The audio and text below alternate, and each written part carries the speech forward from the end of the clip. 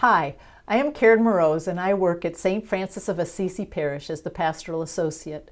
One of my ministries is to work with couples getting married, so I think about marriage a lot and how I can help couples prepare for a lifelong, faithful, fruitful, and fun marriage.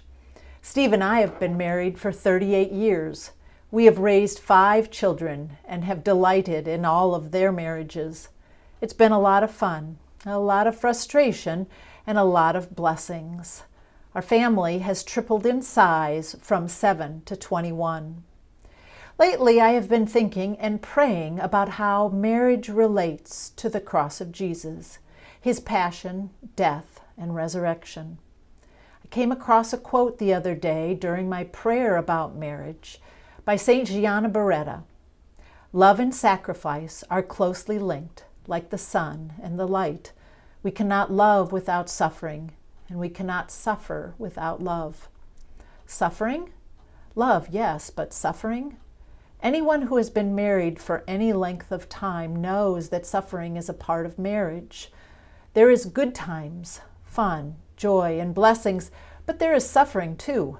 What we do with these times of suffering, job loss, struggling with infertility, difficulties raising children, and just plain old low times, says something to us.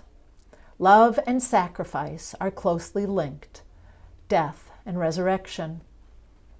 One of our sorrows right now is the loss of Holy Communion. Our source of joy, our source of grace as Catholics, has always been receiving Jesus at Mass. But at this time, we are without. We can't come together with others as a community. It's really hard. It is a real sacrifice. Where can we receive the grace of Jesus? He told us that to be his followers, we must be willing to pick up our cross and follow him. This sacrifice right now feels like our cross to bear. This time of not leaving home much, not meeting with friends, not having the kids go to school, or going shopping when we want, is suffering. Sacrifice so that we may stay healthy or others may stay healthy. During the last 5 or 6 weeks, or it feels like a lot longer, we have been at home. We have lost our sense of freedom. Some of us may have been sick or know somebody who has been sick. And not to mention, I love you dearly, but I need some space. This has been kind of another cross that we have been carrying, and trying to stay positive and hopeful even in our fear and boredom is difficult. We may be suffering without receiving Jesus in Holy Communion, not being able to gather around the altar at Mass, but we can receive Jesus around the dinner table at home.